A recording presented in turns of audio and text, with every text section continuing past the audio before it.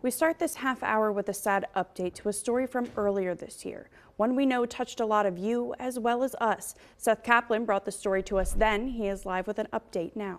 Yeah, Ireland, we are talking about former Spirit Airlines CEO Ben Baldanza, once a fixture on business television.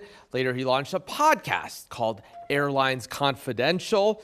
I was his first co-host. Ben was diagnosed a few years ago with ALS, also known as Lou Gehrig's disease.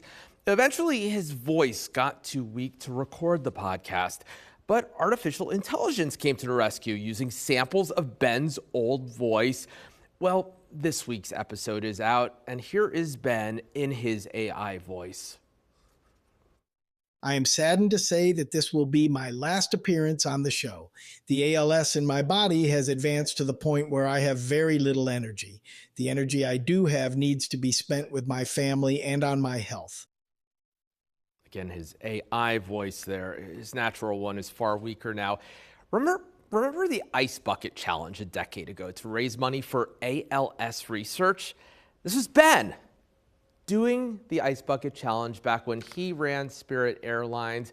He told me if you were a part of this, either doing it or donating money to someone who did, and you wondered if it actually helped, it raised an incredible amount of money. It led to incredibly promising medical advances.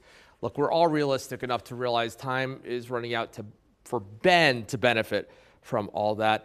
But Ireland, he has a hereditary kind of ALS. He also has a teenage son. You can imagine what that could mean for his son someday. And all of that research and progress could give his son a far better prognosis if that ever comes to pass. All right, and so Seth, you told us you're on the latest episode.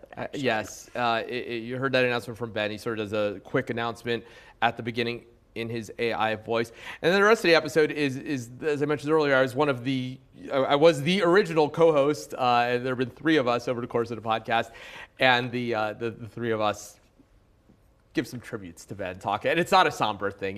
We tell funny stories because that's how he is, and so we had a lot of fun with that. Thank you for everything. Right. Thanks, Seth. A sad update, but you brought the story to us, so we really appreciate that. All right, thanks, Seth.